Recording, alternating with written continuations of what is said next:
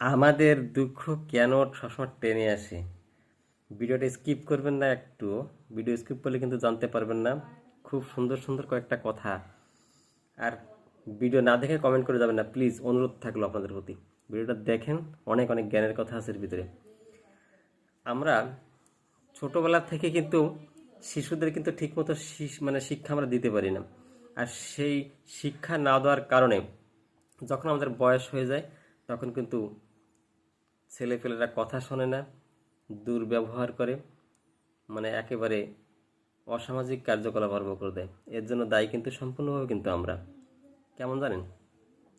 ছোটবেলায় থেকে যদি আমি শিক্ষা দিই বাচ্চাকে, বাচ্চাকে শিক্ষা দেওয়া একদম যখন আধো কথা বলে তখন থেকে তাকে কিন্তু শিক্ষার সময়, সেইখান থেকে প্রথম গুরু হলো মা এবং বাবা।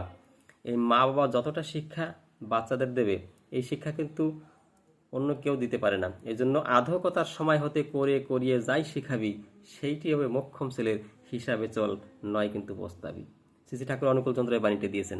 যেমন একটা মনে করেন, একটা বাঁশকে, একটা কাঁচা বাঁশ আপনি আনবেন, এনে আপনি যেমন বাঁকা করবেন, যেটা করবেন সেটাই কিন্তু সম্ভব হবে। আর যদি সেই বাঁশটা পেকে যায় তখন কিন্তু আপনি কিছু করতে গেলে টস করে ভেঙে যাবে। তেমনই কাঁচায় না নোয়ালে বাঁশ, পাকলে করে টাস টাস। তাই বড় হলে কিন্তু সে শিক্ষা আপনি যতটা ভালো জিনিস দেবেন, নৈতিক শিক্ষা দেবেন, সে কিন্তু সেটা গ্রহণ করবে না।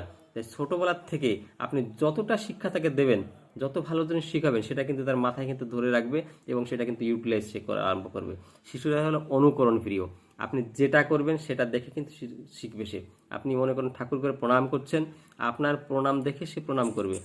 আর আপনি যদি প্রণাম না করেন, তাকে বারংবার প্রণাম করতে বললেও কিন্তু সে প্রণাম করবে না। তাই আপনি নিজে করে তাকে শিখাবেন নিজে হাত ধরে, তাহলে সে সব কিছু শিখবে। নৈতিক শিক্ষা, সংস্কার। এই শিক্ষা দেখেন, শিক্ষাকে দুটো ভাগে বিভক্ত করা হয়েছে। শিক্ষা হচ্ছে একটা জাগতিক বিদ্যা, যেটা আমরা স্কুল কলেজে পড়াশোনা করি ধারাবাহিকভাবে, এটা জাগতিক বিদ্যা।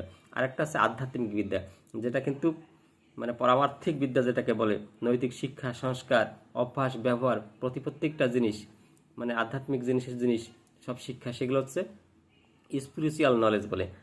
জাগতিক বিদ্যা আর আধ্যাত্মিক বিদ্যা, দুটো শিক্ষা যদি একটা বাচ্চার ভিতরে যদি থাকে, তাহলে কিন্তু সে কিন্তু একজন সম্পূর্ণ দেবতা স্বরূপ একজন ব্যক্তি গঠন হবে ধীরে ধীরে। এরা কিন্তু নির্ভুল কথা। যদি জাগতিক বিদ্যার সাথে যদি তারা পারমার্থিক বিদ্যা যদি থাকে, তাহলে কিন্তু সে খুব একটা ভালো মানুষ হবে, এতে কোনো ভুল নাই।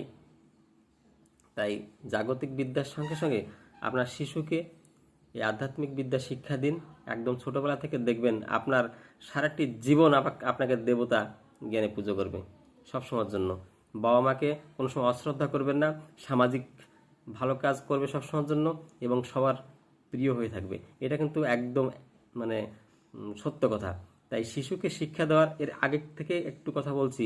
মা বাবা যদি ভালো থাকে, মা বাবা যদি ইষ্টপরায়ণ হয়ে চলে, সেই গর্ভে কিন্তু দেবসন্তানের জন্ম হয়। আর সেটা যদিও না হয়েছে, এখন থেকেও শিক্ষা দিলে কিন্তু সে অনেকটা কিন্তু এগিয়ে যেতে পারে। তাই শিক্ষা কিন্তু মানুষের জীবনে সব থেকে বড় জিনিস, যেটা না হলে সে আলোর পথ থেকে অন্ধকারের পথে ছুটবে বেশি। তাই আলোর পথ ছোটবেলা থেকে দেখানো অভ্যাস করা একান্ত বাঞ্ছনীয়।